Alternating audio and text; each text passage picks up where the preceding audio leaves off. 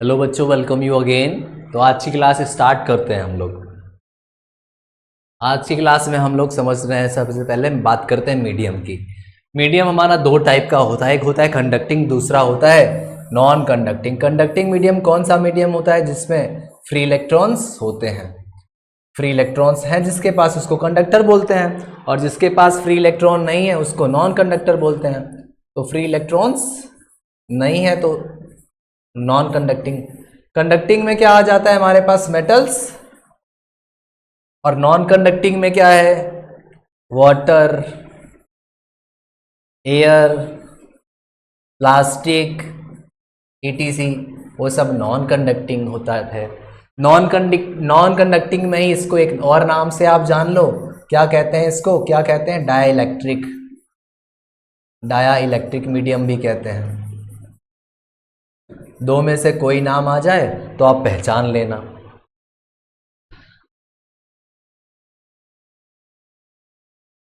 अब जरा बात करते हैं हम कि मीडियम तो देखा हम लोगों ने, अभी इसकी बात, इन दोनों की बात वन बाय वन करते हैं। शुरुआत करते हैं डाइलेक्ट्रिक मीडियम से। बच्चों, हमने ये तो देखा था कि हमारा पॉइंट चार्ज था ये। इस पॉइंट चार्ज को किसी फील्ड के अंदर तुमने रख दिया तो ये फील्ड क्या करती थी? इस पे फोर्स लगाती थी ना। ये इलेक्ट्रिक फील्ड हमें दी गई थी ये इलेक्ट्रिक फील्ड हमें दी गई थी। और ये इलेक्ट्रिक फील्ड, इस इलेक्ट्रिक फील्ड के बारे में कहाँ से आई थी ये इलेक्ट्रिक फील्ड? इसकी पता, इसकी जानकारी आपको दे रखी थी? It's very good. नहीं दे रखी थी तो कोई दिक्कत की बात नहीं थी। कुल मिलाकर के इतना था। यहाँ पर हम स्टडी कर रहे थे किसकी? चार्ज की, जिसको नाम से जाना था गेस्ट। और जो इलेक्ट्रिक फील्ड थी वो जहां से बन रही थी वो होस्ट था हमारा। तो चार्ज को स्टडी कर रहे थे, पॉइंट चार्ज को। आज हम जो स्टडी करने जा रहे हैं बच्चों, वो किसकी स्टडी करने जा रहे हैं? मीडियम की। और ये मीडियम कैसा है? नॉन कंडक्टिंग या फिर डाइलेक्ट्रिक। कैसा मीडियम है? डाइलेक्ट्रिक मीडियम की बात कर रहे हैं। तो जब डाइलेक्ट्रिक की बात आप कर रहे हो तो एक डाइलेक्ट्रिक मीडियम है ये डाइलेक्ट्रिक मीडियम है। अब एटम्स से मिलकर तो बना ही है सब कुछ। तो इसके अंदर क्या है? इलेक्ट्रॉन, न्यूक्लियस, इलेक्ट्रॉन, प्रोटॉन, सभी कुछ है। न्यूक्लियस के चारों तरफ इलेक्ट्रॉन चक्कर लगाते हैं तो इलेक्ट्रॉन है। मैं बनाकर दिखा रहा हूं आपको ऐसे। ये न्यूक्लियस, इलेक्ट्रॉन उसके चारों तरफ ऐसे घूम रहे हैं। न्यूक्लियस, इलेक्ट्रॉन ऐसे चारों तरफ घूम रहे हैं। न्यूक्लियस और ये इलेक्ट्रॉन ऐसे चारों तरफ घूम रहे हैं इसके। तो अभी तो क्या है? डाइलेक्ट्रिक है मीडियम। डाइलेक्ट्रिक मतलब कैसा? Non conducting. तो इसके पास फ्री इलेक्ट्रॉन्स तो है नहीं, फ्री इलेक्ट्रॉन्स नहीं है। ठीक है,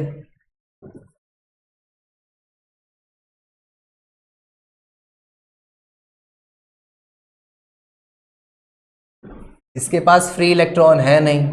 अच्छा, तो जब हम इसको इलेक्ट्रिक फील्ड में रखते हैं तो होता क्या है? देखो, अभी ये ऐसे पड़ा हुआ था। जैसे ही आपने इसको इलेक्ट्रिक फील्ड में रखा, मतलब हम करने क्या जा रहे हैं? हम हमारे इस डाइलेक्ट्रिक को एज अ गैस ट्रीट करेंगे।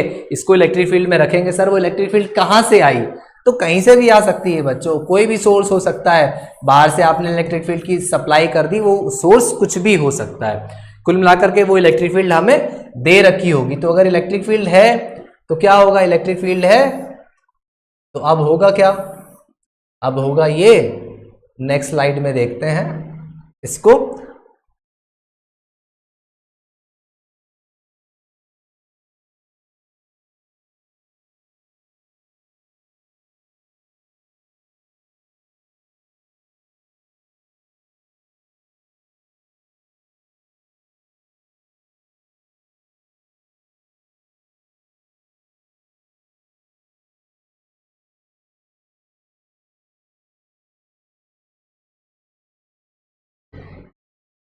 जब हमारे पास इलेक्ट्रिक फील्ड आ गई तब क्या होगा?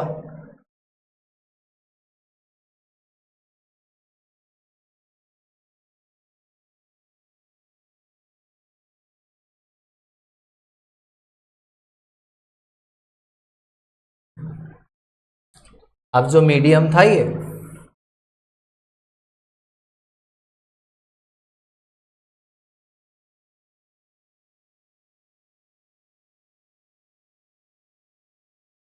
इलेक्ट्रिक फील्ड ऐसे है, ये इलेक्ट्रिक फील्ड का डायरेक्शन है। ठीक है ना? अभी जो आपको पिछली वाली स्लाइड में मैंने समझाया कि इलेक्ट्रॉन और न्यूक्लियस इस फॉर्म में, पॉजिटिव और इलेक्ट्रॉन इस फॉर्म में दिख रहा था अब आपको।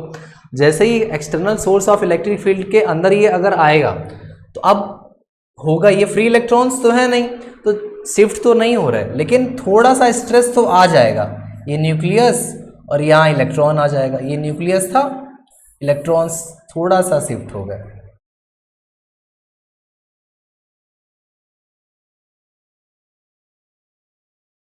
इलेक्ट्रॉन्स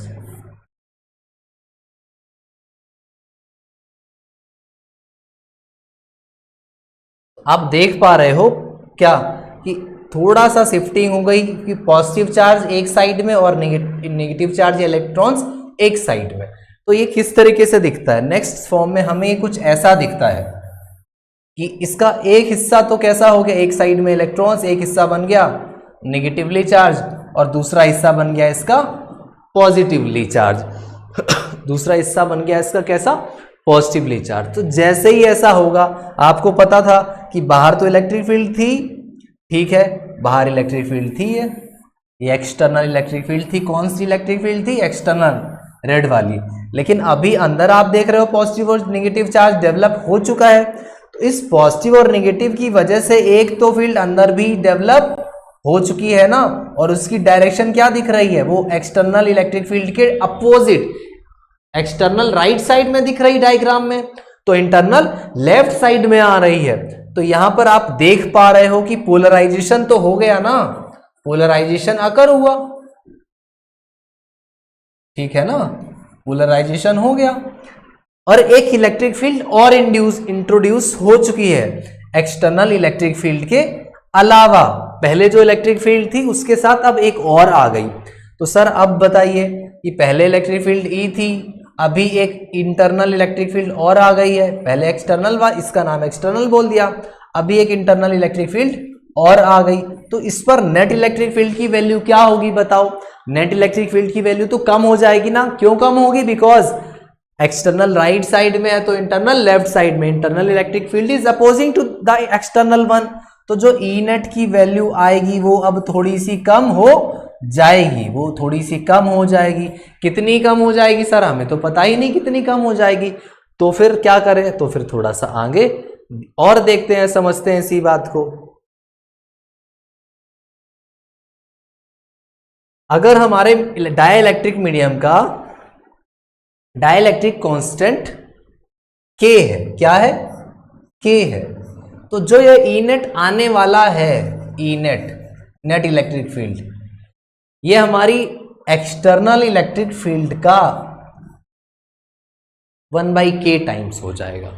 अब k क्या है यहां पर, या फिर कुछ लोग इसको लिखते हैं, k ना लिख करके लिखते हैं एप्सिलॉन r लिखते हैं। क्या लिखते हैं, एप्सिलॉन r लिखते हैं। अब ये दो नाम है, कभी आपने k लिखा, कभी आपने एप्सिलॉन r लिखा। सर ये तो के हम जानते हैं, इसका नाम कूलम्स कांस्टेंट है, but be aware for that this is not Coulomb's constant, ये कुछ और चीज है। ये कौन सी वाला है, सो दिस इज कॉल्ड, इसका नाम है डाइलेक्ट्रिक कांस्टेंट, इसको बोलते हैं डाइलेक्ट्रिक कांस्टेंट। कुछ लोग के इस्तेमाल करते हैं और कुछ लोग एप्सिलॉन r इस्तेमाल करते हैं। ये क्या चीज है, इसको बोलते हैं, इसको बोलते हैं परमिटिविटी। क्या बोलते हैं इसको, परमिटिविटी। काहे की परमिटिविटी, तो permittivity of medium, permittivity of medium, medium की परमिटिविटी। ये वर्ड आपको इस परमिटिविटी से बेटर समझ में आ जाएगा कि क्या चीज है ये एप्सिलॉन r। तो के लिखो या एप्सिलॉन r लिखो, यहां से समझ में आ जाएगा। देखो इलेक्ट्रिक फील्ड की वैल्यू कम होगी या ज्यादा होगी, ये किस पर डिपेंड कर रहा है, कौन डिसाइड कर रहा है। देखो कौन डिसाइड कर रहा है, internal electric field. Internal electric field जितनी ज्यादा डेवलप हो जाएगी, नेट इलेक्ट्रिक फील्ड उतनी कम हो जाएगी।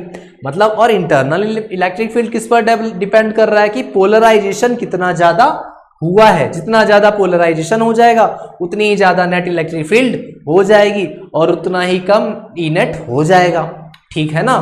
तो जो एप्सिलॉन r है, permittivity of medium, this is what, this is nothing else, ये और कुछ नहीं है, ये बस इतना है कि this is the permit for the polarization, आप ऐसे इस वर्ड से इसको समझ सकते हो, परमिटिविटी ऑफ मीडियम को। डाइलेक्ट्रिक से नहीं समझ आए, लेकिन इससे जरूर इसकी मीनिंग क्लियर हो जाती है हमें, क्या कि परमिटिविटी ऑफ मीडियम क्या है, कि द परमिशन या फिर the permission of polarization, the extent of polarization, कि किस हद तक कितना पोलराइजेशन हुआ है। जितना ज्यादा परमिट करेगा पोलराइजेशन को, उतना ज्यादा एप्सिलॉन आर की वैल्यू होगी, तो ई नेट की वैल्यू उतनी कम हो जाएगी। तो this is how E net इस तरीके से दिया गया है। अब हमने जितनी भी अभी तक पढ़ाई करी हुई है, वैक्यूम के केस में या फिर एयर के केस में, फ्री स्पेस के लिए सारे फॉर्मूले कर लिए। व्हेनेवर अब हमें कोई भी मीडियम दे रखा हो डाइलेक्ट्रिक, तो उसको डील करना सीखते हैं। चलो, तो एक साइड में हमने ले रखा है वैक्यूम, और दूसरे साइड में हमने ले रखा है डाइलेक्ट्रिक मीडियम।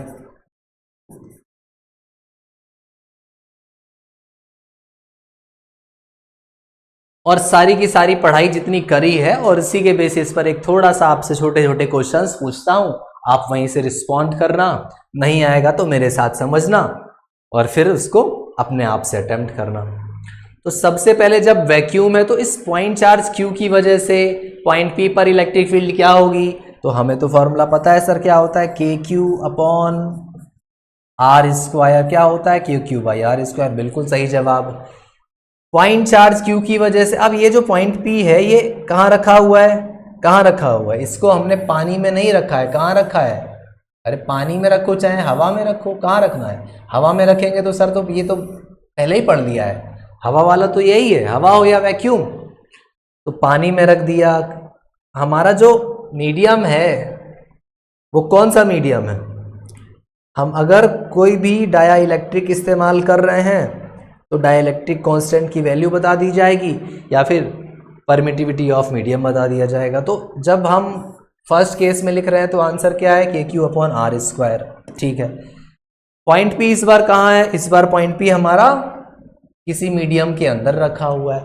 तो इस केस में बताओ इलेक्ट्रिक फील्ड क्या होगी पॉइंट पी पर क्यू की वजह से, तो अभी भी क्या होगी, वही होगी जो पहले थी, के क्यू अपॉन आर स्क्वायर। क्यों अभी भी वही होगी, क्योंकि it follows principle of superposition. आप जानते हो किसी के आने और जाने से इसके फोर्स पर, इलेक्ट्रिक फील्ड पर कोई प्रभाव नहीं पड़ता है, हम लोग ऑलरेडी पहली क्लास में डिस्कस कर चुके हैं। उसके बाद अब पॉइंट पी पर नेट इलेक्ट्रिक फील्ड बताओ, तो नेट इलेक्ट्रिक फील्ड का फॉर्मूला क्या होगा, तो यहाँ पर फील्ड कौन जनरेट कर रहा है, क्यू, तो अभी भी वही करेगा, कोई दूसरा आया नहीं और कुछ गया नहीं, तो अभी भी वही जवाब। यहाँ पर बताओ नेट इलेक्ट्रिक फील्ड का फॉर्मूला क्या होगा, ई नेट की वैल्यू क्या होगी, तो सर यहाँ पर तो होगा, क्या होगा, यहाँ पर जो कुछ भी होगा हमें पता नहीं है अगर कितना होगा, तो लेकिन इतना तो श्योर है सर, यहाँ पर जितनी पहले थी इलेक्ट्रिक फील्ड उतनी नहीं रहेगी, कितनी हो जाएगी, कुछ कम हो जाएगी। जितनी है ये के क्यू अपॉन आर स्क्वायर, उससे कुछ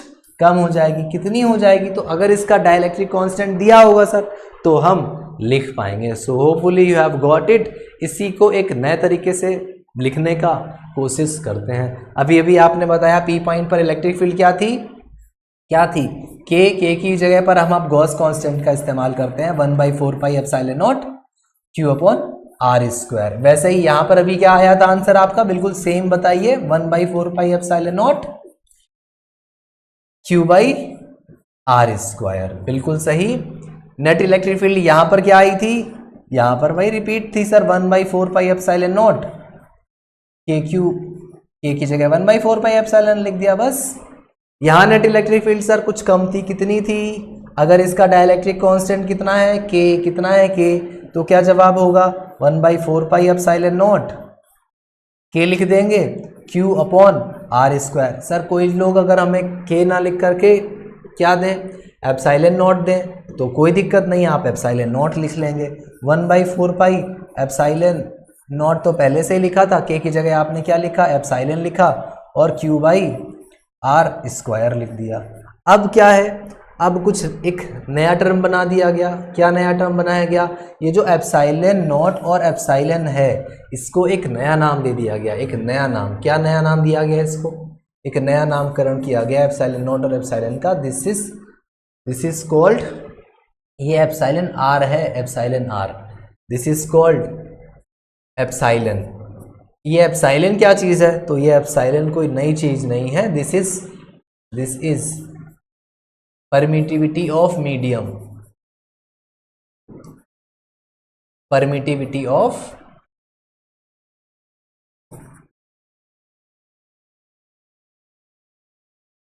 मीडियम, ये मीडियम की परमिटिविटी है। तो जहां पर ये एप्सिलॉन नॉट एप्सिलॉन आर आया है वहां पर इसको इस्तेमाल करेंगे, और इस फॉर्मूले को छोटा सा है आप याद रखोगे। तो यहाँ पर नेट इलेक्ट्रिक फील्ड कितनी आई बताओ, नेट इलेक्ट्रिक फील्ड की वैल्यू कितनी आ गई? जो ई नेट आया है वो कितना आया है? 1/4 पाई एप्सिलॉन, एप्सिलॉन नॉट और एप्सिलॉन आर की जगह क्या लिखा है? एप्सिलॉन, तो 1/4 pi epsilon Q upon R square. तो आपको फॉर्मूला याद करने में कोई कठिनाई नहीं होगी। क्यों नहीं होगी? ये तो बिल्कुल जाना पहचाना फॉर्मूला है। 1/4 पाई एप्सिलॉन नॉट पहले से लिखा था, बस जीरो हटा दिया, नॉट हटा दिया, बाकी तो वही है। बिल्कुल सही पहचाना आपने, याद आप इस तरीके से रख सकते हो इसको। नेक्स्ट थिंग पर आते हैं।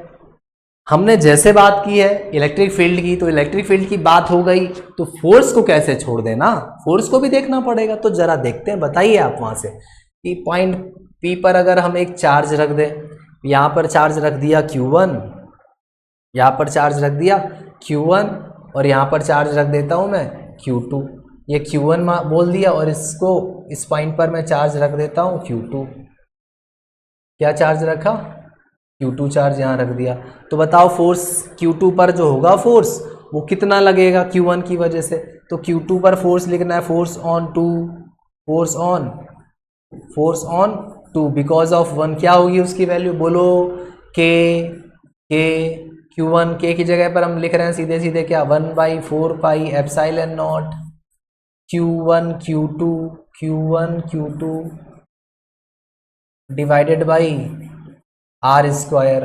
ठीक है, यहां पर बताइए Q2 पर Q1 की वजह से फोर्स क्या होगा?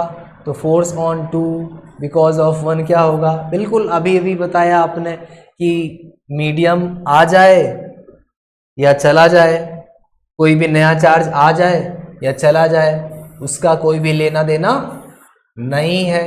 Q1 की वजह से लगने वाले फोर्स पर उसका कोई इफेक्ट नहीं पड़ने वाला। तो Q1 जितना पहले लगा रहा था अभी भी उतना ही लगाएगा। कितना लगाया था पहले? आपके सामने कितना लगाया था पहले? 1/4 pi epsilon naught Q1 Q2 divided by R square. अच्छा, नेट फोर्स यहाँ पर कितना आएगा? एफ नेट की वैल्यू कितनी आएगी? तो सेम आएगी। क्या नया काम करना है यहाँ पर? क्योंकि केवल और केवल जो पहले था अभी भी वही है, तो सेम लिख दिया। इस केस में क्या होगा? इस केस में Q1 Q2 पर फोर्स लगाएगा, और इसका कुछ डाइलेक्ट्रिक कांस्टेंट भी है K, इसका कुछ डाइलेक्ट्रिक कांस्टेंट भी है। तो यहाँ एफ नेट की वैल्यू तो बदलेगी ना। यहाँ जो एफ नेट आएगा उस केस में क्या होगा? एफ नेट की वैल्यू बोलो, जितना भी था 1/4 पाई एप्सिलॉन नॉट, ये जो एफ था, F21 जो था, उसको इसके डाइलेक्ट्रिक कांस्टेंट से डिवाइड करना पड़ेगा ना। अभी अभी तो सीखा आपने कि जो यहाँ पर डाइलेक्ट्रिक कांस्टेंट होगा उससे उसका 1/k टाइम्स हो जाता है।